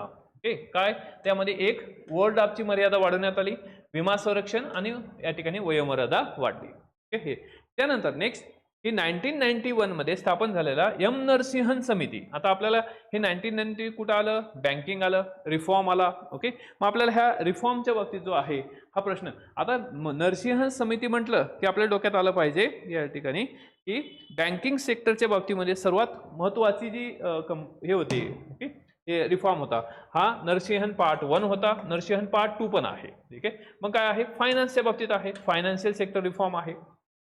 त्यानंतर नेक्स्ट आहे की यामध्ये सरकारने 2016 मध्ये राजकोषीय जबाबदारी, ओके, सरकारने 2016 मध्ये काय म्हटलेलं आहे की राजकोषीय जबाबदारी अर्थसंकल्प व्यवस्थापन काय FRBM म्हणतात, fiscal responsibility and budget management act, या कायद्याचा आढावा घेण्यासाठी त्यांच्या अध्यक्षतेखाली 5 सदस्यीय समिती निवडली की the government appoint 5 member committee headed by कोण होते, NK Singh headed by, okay, May 2016 to review the fiscal responsibility budget management act. FRBM जो ऍक्ट आहे जो कंट्रोल करतो सरकारच्या फिस्कल मॅनेजमेंटला कंट्रोल करतो की सरकारने किती खर्च करावा, सरकारने या ठिकाणी जे आपलं डेफिसिट आहे ते कंट्रोलमध्ये आणणं गरजेचं आहे, कितीपर्यंत आणायचं, कोणते मेजर्स आहेत हे FRBM सांगतं. ठीक आहे, त्यानंतर नेक्स्ट आहे या ठिकाणी आपल्याला थोडा की पंचवार्षिक योजनेवर आपल्याला इथं प्रश्न विचारलेला आहे. फॅक्च्युअल प्रश्न आहे की राष्ट्रीय अन्न सुरक्षा अभियान, ओके, तर national food security mission, okay, national food security mission जे आहे तर हे पंचवार्षिक योजनेच्या कोणत्या ह्याच्यात होतं, त्या ठिकाणी 11वी पंचवार्षिक योजना आहे. ओके, नेक्स्ट आता यामध्ये की आपल्याला 31 जो क्वेश्चन आहे हा क्वेश्चन कसा आहे की आपल्याला थोडा कन्सेप्च्युअल आहे. ओके, त्यामध्ये आपल्याला प्रश्न विचारलाय पुढीलपैकी योग्य विधान ओळखा. आता यामध्ये की आपल्याला conceptual identify the correct statement of the following. Okay, पहिलं राष्ट्रीय उत्पन्न, उत्पादन आणि रोजगार पातळी, ओके, रोजगार पातळी यावरील प्रतिकूल परिणाम टाळण्यासाठी सरकार ज्या ज्या धोरणानुसार आपल्या खर्च विषयक आणि महसूल विषयक कार्यक्रमाची आखणी अंमलबजावणी करते त्या धोरणास काय आहे, चलन विषयक धोरण असं म्हणतात. आता मुद्दा काय आहे तर या ह्याच्यामध्ये की आपल्याला हे चलन विषयक जे धोरण म्हटलं, म्हणजे आता हे एवढं वाचल्यानंतर काय आहे या ठिकाणी आपल्याला काय सांगितलंय, चलन विषयक धोरण म्हटलेलं आहे. ओके, किंवा या ठिकाणी ह्याला की मॉनिटरी पॉलिसी. आता मॉनिटरी पॉलिसी म्हटलं की आपल्या डोक्यात यायला पाहिजे अरे की ठीक आहे, आता हे झाल्यानंतर लक्षात येईल. मॉनिटरी पॉलिसी म्हटलं की आपल्या लक्षात येईल अरे RBI, ओके, हू कंट्रोल, हू या ठिकाणी किंवा कोण फ्रेम करतं मॉनिटरी पॉलिसी किंवा कोण कंट्रोल करतं पैशाचा flow, the flow of rupee, RBI. RBIची पॉलिसी म्हणजे काय आहे, मॉनिटरी पॉलिसी आहे. आणि इथं या ठिकाणी सरकारच्या फिस्कल पॉलिसीबद्दल सांगितलेलं आहे, त्याचं उत्तर मॉनिटरी पॉलिसी आहे. मग मॉनिटरी पॉलिसी जी आहे ते या ठिकाणी RBIकडे आहे आणि हे राष्ट्रीय उत्पन्न यावर प्रतिकूल परिणाम टाळण्यासाठी सरकार ज्या धोरणानुसार आपल्या खर्चविषयी महसुलीविषयी कार्यक्रमाची आखणी करते त्याला चलनविषयक धोरण नाही, ते या ठिकाणी त्याला म्हणतात राजकोषीय धोरण. ओके, सरकारचं जे धोरण आहे त्याला या ठिकाणी फिस्कल पॉलिसी म्हणतात. The policy according to which the government plans implementation is expenditure revenue programmes to avoid the adverse effect on national income, production and employment level called monetary, not या ठिकाणी monetary policy, it is a fiscal policy. ही काय आहे या ठिकाणी, it's a fiscal policy आहे. Okay, therefore first is wrong. Second या ठिकाणी की आपल्याला द फिस्कल अर्थव्यवस्थेचे कार्य सुरळीत चालण्याच्या दृष्टिकोनातून राजकोषीय धोरण 1929-33 च्या महामंदी म्हणजे 1929-30 मध्ये या ठिकाणी ग्रेट डिप्रेशन आलं होतं. या ग्रेट डिप्रेशन मधून काढण्याचं काम, बाहेर काढण्याचं जे काम आहे जगाला, ते केलं जॉन मेनॉर्ड केन्स यांनी. ओके, जॉन मेनॉर्ड केन्स यांनी काय सांगितलं या ठिकाणी, टू इन्क्रीज डिमांड. ओके, तर या ठिकाणी डिमांड वाढवा, ऑटोमॅटिक काय होणार आहे की तुम्ही ह्याच्यातून बाहेर पडू शकता, या सर्क्युलेशन किंवा या सर्कलमधून, मंदीमधून बाहेर पडू शकता. Increase demand. ओके, तर हे सांगणारे कोण होते, हे या ठिकाणी जॉन मेनॉर्ड केन्स होते. मग नंतरच्या काळात अधिक महत्व त्यामध्ये जॉन मेनॉर्ड केन्स याचे महत्वाचे गेलं obviously. Okay, the fiscal policy gain the more importance of post great depression. Post great depression, कारण ग्रेट डिप्रेशन कधीचं आहे, 1929-30. After that, okay, after that. Okay, त्या ठिकाणी the term of smooth functioning of the economy John Maynard Keynes contribute in regards of the its significance. बरोबर आहे. Okay, तर हा जो आहे या ठिकाणी म्हणजे आपल्याला कन्सेप्ट समजायला लागल्या, तर सगळं काही आपल्याला इझिली जे आहे मार्क येतात. परंतु बऱ्याच मुलांचा प्रॉब्लेम काय होत असतं बघा, की कन्सेप्ट समजायला जे आहे तो अडथळा येतो, किंवा कन्सेप्ट आपण समजूनच घेत नाही. मार्केटमधले फॅक्च्युअल असलेले पुस्तकं पटापट आपण पाठ करत राहतो. ओके, आणि ही परीक्षा लक्षात ठेवा, ही परीक्षा फक्त पाठ करून होणार नाही. निश्चित काही गोष्टी आपल्याला मगअप करावं लागतील, पाठ करावं लागतील, परंतु प्रत्येकच गोष्ट पाठ नाही. तर या ठिकाणी स्ट्रॅटेजिकली की तुम्हाला अटॅक करायचं आहे, तर या ठिकाणी कसं आहे की स्ट्रॅटेजिकली अटॅक करणं गरजेचं. कारण नेमकं की या परीक्षेची डिमांड काय आहे, किंवा कुठं आपल्याला अटॅक केल्यानंतर आपल्याला काय आहे की रिव्हर्स हे येणार नाही, एखादी वेपन आपण टाकली ना आपल्यावरच उधळली, असं होणार नाही. ओके, तर हे समजून घेणं गरजेचं आहे. त्यामुळं की हे समजून देण्याचं काम जे आहे ते क्लासचं आहे, ते तुम्हाला डेफिनेटली आपण काय करू की समजून देणारच आहोत. त्यामुळं तुम्हाला या परीक्षेमध्ये मार्क्स घेण्यासाठी काय आहे की तयार करण्यासाठी फर्स्ट की मेंटली प्रिपेअर राहा फॉर कन्सेप्च्युअल क्लॅरिटी. संकल्पना समजून घ्या. इव्हन दो हिस्ट्री असली तरी सुद्धा या ठिकाणी सिक्वेन्सली काही कन्सेप्ट असतात. ओके, सिक्वेन्स असतो, तो समजून घेतला की आपल्याला या ठिकाणी किंवा प्रश्न जो आहे तो सॉल्व्ह करता येतो. नेक्स्ट क्वेश्चन आहे की आपल्याला इथं जोडी जे आहे त्या ठिकाणी find out. Okay, find out the match of the following म्हटलेलं आहे. आता मॅच ऑफ द फॉलोइंग मध्ये काय आहे की आपल्याला की जोडी कोणती बरोबर आहे. Okay, the correct. ओके, तर करेक्ट काय आहे या ठिकाणी 14वा वित्त आयोग जो आहे वाय.व्ही. रेड्डी आहे, सध्या 16वा वित्त आयोग आहे. ओके, तर यामध्ये वाय.व्ही. रेड्डी आहे. नेक्स्ट आपल्याला राष्ट्रीय लोकसंख्या धोरण जे आहे, आता ह्याचा हा जो राष्ट्रीय लोकसंख्या धोरण आहे, ठीक आहे, तर आपल्याला याच्यावर जो पॉप्युलेशन आहे डेफिनेटली काय आहे, एखादा प्रश्न असतो 2000ची पॉलिसी. मग 2000ची पॉलिसी जी आहे ती समजून आपण पाठ करायची. ठीक आहे, निश्चित पाठ पण करावं लागतं, असं नाही की मी म्हणतोय म्हणजे फक्त कन्सेप्टच नाही, थोड्या गोष्टी ज्या पाठ करावं लागतं ते मी सांगेल की अरे हे पाठ करा. तुम्हाला 2000ची पॉलिसी पाठच करायची. किती पॉईंट आहेत लय झालं, 10 पॉईंट आहेत त्याच्यामध्ये, तर मग ओके पाठ करा. यामध्ये या ठिकाणी आपल्याला उद्दिष्ट समाविष्ट आहे. तर 2000च्या policy, the objectives of national population policy 2000 includes to reduce the total fertility, बरोबर आहे, and to stabilise the population by या ठिकाणी 2045, की स्थूल प्रजनन घटीने आणि 2045 पर्यंत लोकसंख्या स्थिर करणे हे टार्गेट आहे. त्यानंतर स्त्री लिंग भेदभाव आहे नाही, 45 पर्यंत 100% नागरीकरण, याचा पण काय अर्थ नाही. यार फॉर अ आणि ब. ओके, कुठे आहे अ आणि ब, तर या ठिकाणी अ आणि ब आहे. तर आपल्याला जो काही प्रश्न पॉप्युलेशनवर असतो, लोकसंख्येवर असतो, एक तर काय आहे असणार आहे तो प्रश्न आपल्याला एकतर कन्सेप्च्युअल असतो, त्याचबरोबर आपल्याला की एखादा फॅक्ट बेस्ड क्वेश्चन सुद्धा असतो. पण फॅक्ट बेसमध्ये लक्षात ठेवायचं की त्या जॉग्राफीचे फॅक्ट्स डिफरंट आहेत, हे फॅक्ट्स डिफरंट आहेत. त्यानंतर आपल्याला नेक्स्ट क्वेश्चन आहे की सार्वजनिक कर्ज. आता हा जो आहे हा कशाचा, तर या ठिकाणी आपल्याला सार्वजनिक वित्त आहे, पब्लिक फायनान्स आहे. तर पब्लिक फायनान्सच्या संदर्भात हा प्रश्न आहे की सार्वजनिक कर्जाच्या स्थिरतेसाठी सामान्य स्वीकृत निकष काय आहे. The generally accepted criteria for public डेप्ट सस्टेनेबिलिटी आर. ओके, आता हे तिन्ही क्रायटेरिया याच्यामध्ये आहेत की विशिष्ट कालावधी कर्ज जे आहे शून्य असावे, की डेप्ट should be nil during the specific period. Okay, भविष्यातील कर्ज मायनस या ठिकाणी जीडीपी गुणोत्तर अर्जाचा कर्ज, ओके, आणि जीडीपी गुणोत्तराच्या विशिष्ट भागापर्यंतचे कमी असणं गरजेचं आहे. तर ही संकल्पना आहेत, कन्सेप्ट आहेत. ओके, तर त्यानंतर भविष्यासाठी कर्ज जीडीपी गुणोत्तराच्या आजच्या गुणोत्तराच्या निश्चित केले जाऊ शकते, हे सुद्धा कन्सेप्ट.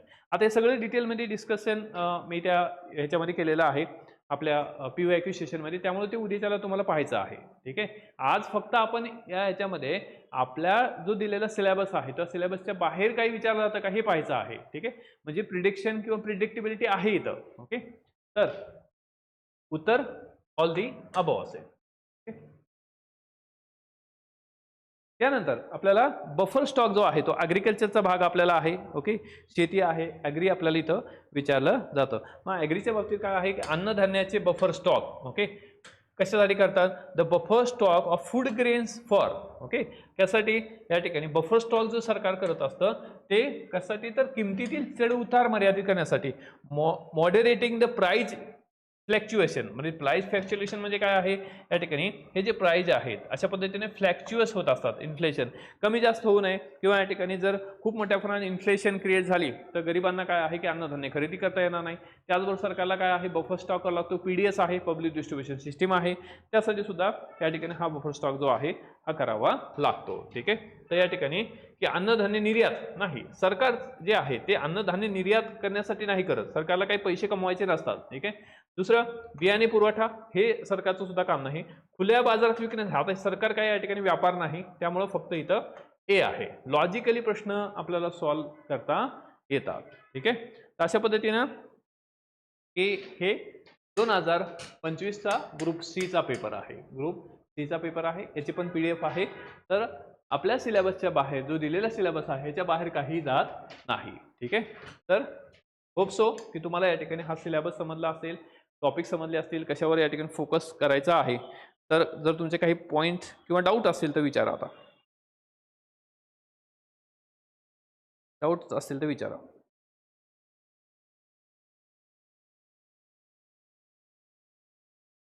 समजलं?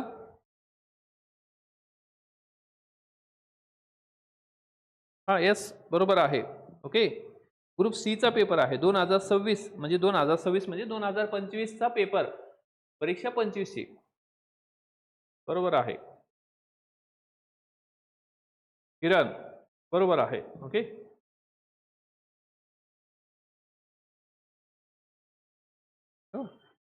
PYQ कोणते आहे सर? PYQ ची PDF टाकलेली आहे. ओके, PYQ ची PDF टाकलेली आहे.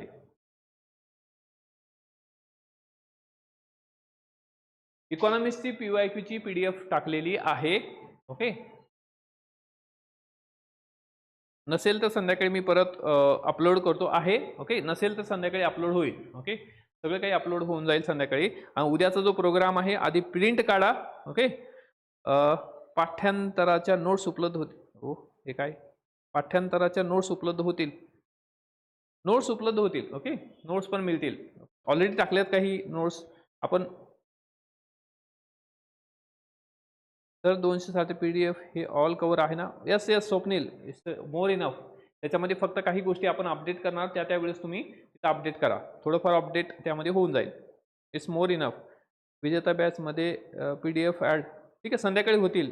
किरण, डोंट वरी, लेक्चर संपल्यानंतर थोड्या वेळामध्ये ते मी करून घेईन. ओके, दोन्ही बॅचमध्ये येऊन जाईल. ओके, चला, अजून काही डाऊट आहे का? आणि मंडेचं जे प्लॅनिंग आहे ते तुम्हाला दिलं जाईल. ओके, प्रॉपर प्लॅनिंग असेल, प्रॉपर या ठिकाणी सगळं शिकवलं जाईल. ठीक आहे, व्यवस्थित सगळं टॉपिक म्हणजे अगदी व्यवस्थित पद्धतीने हे सगळं तुमचं कव्हर केलं जाईल. ठीक आहे, आता हे इकॉनॉमिक्स आपण नेक्स्ट लेक्चरला बघू, त्याचा सुद्धा शेड्यूल तुम्हाला येऊन जाईल. Okay, Adam Smith, father of modern economy ज्याला म्हटलं जातं. ठीक आहे, थांबू आपण. आणि मित्रांना सुद्धा सांगा उद्या 2018च्या मुजिद भाई 2018च्या PYQ क्वेश्चन पूर्ण एक PDF आहे. ओके, यस शंकर, इंग्लिशमध्ये नोट्स भेटणार का? यस यस, इंग्लिशमध्ये पण भेटतील. ओके, संकेत, इंग्लिशमध्ये पण मिळतील. इंग्लिशमध्ये पण मिळतील. तर उद्या PYQ सेशन तुम्हाला करायचं आहे, ऑलरेडी आपण टाकलेलं आहे. ते पण मी कोणतं आहे ते सांगतो. ओके, त्याचे वाटलं तर एक प्रॉपर फोल्डर करतो. ठीक आहे, एक फोल्डर मी तयार करतो. रिमेंबर, ओके, वन थिंग, हे एक फोल्डर या ठिकाणी तयार करू आपण. ओके, मी संध्याकाळी फोल्डर तयार करतो. लिसन, हे एक फोल्डर असेल, कशाचं फोल्डर असेल, याच्यावर लिहिलेलं असेल. Okay, Sunday homework, Sunday homework. Okay, आणि ह्याच्यामध्ये तुम्हाला PYQ इकॉनॉमिक्स करायचं आहे. 2021 ते 2025 पर्यंतचे सर्व क्वेश्चन. ओके, याच्यात सगळं दिलेलं आहे. PYQ ची प्रिंट PDF मिळेल तुम्हाला, या ठिकाणी प्रिंट आउट काढा. ओके, याची प्रिंट आउट काढा, प्रिंट आउट काढा. ओके, आणि PDF ओपन केल्यानंतर वरती एक एक्सपोर्टचं बटन येतं बघा. PDF ओपन केली ना, एक्सपोर्टचं बटन येतं, ते एक्सपोर्टवर क्लिक केलं ना तर तुमच्या मोबाईलमध्ये येतं. तुम्ही डाउनलोड करत असाल तर ते फक्त मोबाईलमध्ये राहतं, म्हणजे त्या ॲपमध्ये राहतं. पण एक्सपोर्टवर क्लिक केलं ना तुम्हाला प्रिंटसाठी बाहेर येतं. ओके, म्हणजे मोबाईलच्या तुमच्या गॅलरीमध्ये येतं. ठीक आहे, तर ही प्रिंट काढा 2021 ते 25 एका फोल्डरमध्ये टाकेल. याच फोल्डरमध्ये तुम्हाला या ठिकाणी लेक्चर पण असतील, व्हिडिओज पण असतील. ओके, याचे 2021 ते 25 चे पूर्ण डिटेलमधले व्हिडिओ आहेत. प्रिंट काढा आणि जे शिकवलं गेलेलं आहे ते प्रत्येक पॉईंट ना पॉईंट त्याच्यावर लिहा. दिवस जाऊ द्या, डोंट वरी, पण एका दिवसामध्ये ॲटलिस्ट, ओके, तुम्ही पहिल्यांदा जरी प्रिपरेशन करत असाल तरी सुद्धा कमीत कमी 2 ते 3 मार्क तुम्ही काय करणार आहात, गेन करणार, कमीत कमी. ओके, 2 ते 3, म्हणजे तुम्ही फर्स्ट टाइम प्रिपरेशन करत आहात. जसं या ठिकाणी AMU वाले आहेत, फर्स्ट टाइम प्रिपरेशन करत आहे, की आता बरेच जणांचे कॉल येते, सर खूप वर्ष झालं प्रिपरेशन नाही. ओके, मी जॉब करत आहे. तर या ह्याच्यामध्ये कॉम्पिटिशनमध्ये आता सगळे सेम आहे. ओके, तर त्यामुळं आपल्याला 6 वर्षानंतर एक चान्स मिळालेला आहे. तो चान्स कशाला सोडायचा आहे? एक चांगलं प्रिपरेशन करा, पॉझिटिव्ह माइंडनं प्रिपरेशनला सुरुवात करा. बी कॉन्फिडंट. कॉन्फिडन्स कुठून येत असतो? अभ्यास करायला लागलात बरोबर कॉन्फिडन्स. उद्याच्याला ही प्रिंट काढा, लेक्चर व्यवस्थित बघा, राईट डाऊन करा. डेफिनेटली काय आहे, संडे तुमचा जो आहे तो काय होणार आहे, युजफुल होणार आहे. संडे फ्रुटफुल होणार आहे. तर स्वतःला ट्रीट सुद्धा द्या. म्हणजे समजा दिवसभर तुम्ही लेक्चर बघितलं, 72 पेजेस व्यवस्थित समजून, गडबड करू नका. ओके, म्हणजे बिलकुल गडबड करायची नाही. व्यवस्थित समजून घ्यायचं, व्यवस्थित लिहायचं. दिवस जाऊ द्या, डझंट मॅटर. ओके, 5-6 घंटे लावू द्या तरी पण चालेल, परंतु व्यवस्थित लेक्चर समजून घ्या, लिहा, आणि संध्याकाळी या ठिकाणी कुठेतरी मस्त हॉटेलला जेवायचा, ज्या ठिकाणी काही तो की मिक्स केलेलं नसेल किंवा भेसळ केलं नसेल. स्वतःला ट्रीट देणं सुद्धा गरजेचं. सायकोलॉजीमध्ये असं आहे की तुम्हाला ट्रीट देणं सुद्धा गरजेचं आहे स्वतःला. या ठिकाणी अवॉर्ड अँड पनिशमेंट थेअरी आहे, अवॉर्ड आणि पनिशमेंट थेअरी सायकोलॉजीमध्ये, की तुम्ही जर चांगलं काम केलं तर स्वतःला ट्रीट सुद्धा देणं गरजेचं आहे. तेव्हा याला समजतं की अरे, की आपण काहीतरी चांगलं काम केलं की आपल्याला या ठिकाणी ट्रीट मिळते. Therefore mind also work in a peace manner. Okay, so इथं आपण थांबू. आय होप की सगळ्याला समजलं असेल. त्याचबरोबर मित्रांना सुद्धा रेफरन्स द्यायला विसरू नका. एवढा चांगला कंटेंट एवढ्या कमी फीमध्ये आपण घेत आहोत, त्याचा एक पर्पज हेतू आहे की ते मेन्सला आपले जास्तीत जास्त विद्यार्थी असावे, या दृष्टिकोनातून हा उपक्रम आहे. तुमचा सपोर्ट हा गरजेचा आहे. मित्रांना सुद्धा शेअर करा. ओके, रेफरन्स द्या. थँक्यू. थांबू आपण इथं.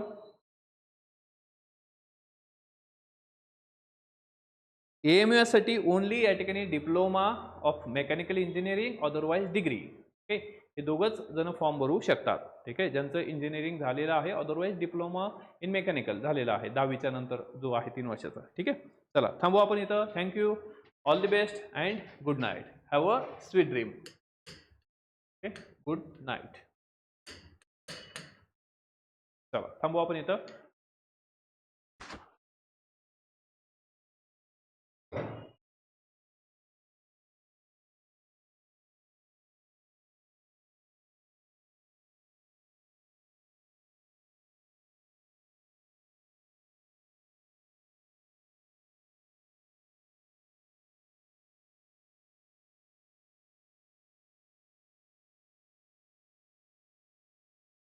चला थांबू. गुड नाईट सर्वांना. काही डाऊट आहे का? विचारत चला. जर डाऊट असेल तर विचारत चला. ओके.